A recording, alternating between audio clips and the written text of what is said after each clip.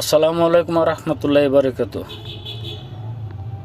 প্রিয় দেশবাসী, প্রিয় কুমিল্লাবাসী, সবাইকে জানাচ্ছি আসসালামু আলাইকুম রহমতুল্লাহি বারাকাত। আমি পোস্টার একটা দেখে, দুটা পোস্টার দেখে খুব খারাপ লাগছে। কতগুলা তাজা প্রাণ অঝরে ঝরে গেল। যেমন মুগ্ধ ভাই, তারপরও হলো আরেকজন হলো যে বাসা সৈনিক, উনি লাঠি হাতে বিনা অস্ত্রে দাঁড়িয়েছিল। কি অপরাধ ছিল ওনাদেরকে গুলি করার?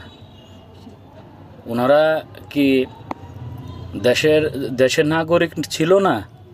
তারা কি হানাহানি খুনাখুনি মারামারি করতে গিয়েছিল, যার কারণে কিছু নিকৃষ্ট যার সন্তান পুলিশরা তাকে গুলি করা হয়েছিল? তাদের মার বুক খালি করে দেওয়া হয়েছে কেন? কেন রে ভাই? আমাদের ট্যাক্সের টাকা, আমাদের ভ্যাটের টাকা দিয়ে আপনারা বুলেট কিনছেন শত্রুর মোকাবেলা করার জন্য। বহিরাগত শত্রু, দেশের ভাবমূর্তি নষ্ট করা শত্রু যারা ছিল তাদের জন্য বুলেট কেনার জন্য টাকা আমরা দিয়েছিলাম। এজন্য কি আমাদের ভাইদেরকে এভাবে নৃশংস হত্যা করার জন্য আমরা টাকা দিয়েছিলাম? আমাদের ট্যাক্স ভ্যাটের টাকা দিয়েছিল? হ্যাঁ, পারবেন তাদেরকে আবার ফিরিয়ে দিতে? তার মার মুখের সেই আগের যে হাসি ছিল ছেলে থাকা অবস্থায়, সে হাসিটা ফিরিয়ে দিতে পারবেন? ক্ষমতা চিরস্থায়ী না। আমি কোনো দল বল কোনো সংগঠনের সাথে আমি জড়িত না। আমি একজন সাধারণ নাগরিক। আমি কর্ম করে খাই।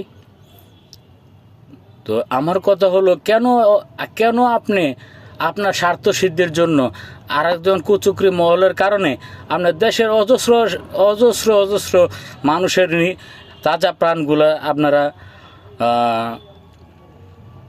নৃশংসভাবে হত্যা করেছেন? আমি চাই যারা এই ঘৃণিত কাজের সাথে জড়িত, দেশের সরকারের কাছে আমার সাধারণ নাগরিক হিসেবে একটাই আবদার, যারা এই ঘৃণ্য কাজ করেছেন বা করছে, যাদের ইন্ধনে বা যাদের মদতে কাজগুলো করা হয়েছে, তাদেরকে কঠিন শাস্তির ব্যবস্থা করুন, যাতে একজনকে শাস্তি দিলে আরেকজন সতর্কিত হয়। আপনি আমাদের পাশের দেশ সৌদি আরবে দেখেন, যারা একটা চুরির জন্য হাত কেটে দেয়, তাদের দেশে নামাজ পড়ার জন্য দোকান খোলা রেখে চলে যায়, কোনো বাধা বিপত্তি আসে না। কেন আমাদের দেশে এই অহরহ ঘটনা ঘটতেছে? এখন ছিনতাই বেড়ে গেছে, ঠেকবাজি বেড়ে গেছে, রাত্রে মা বোনেরা ভালোভাবে চলতে পারতেছে না। একটা নাগরিক, তার বাবা অসুস্থ, ওষুধ আনতে যেতে পারতেছে না। কিছু দুষ্কৃতিকারী আইন শৃঙ্খলা বাহিনী তালাশের নামে হয়রানি করতেছে। দেখা গেছে সে, তার বাবা অসুস্থ, একটা জরুরি মেডিসিন লাগবে, তাকে রাস্তায় দাঁড় করিয়ে চেক করা হইতেছে। কেন? আমরা কি দেশের নাগরিক না? আপনারা কি চোখে, আমি যেমন কালো চশমা পরেছি, আপনারা কি কালো চশমা পরে আপনারা ডিউটি করতে আসেন? আপনারা চোর বাটপার এগুলো চিনতে পারেন না? কি ট্রেনিং দিয়েছেন আপনারা কি ট্রেনিং দিয়ে আপনারা চাকরি নিচ্ছেন? হ্যাঁ, গতকালকে টমসম ব্রিজ এলাকায় আমার এক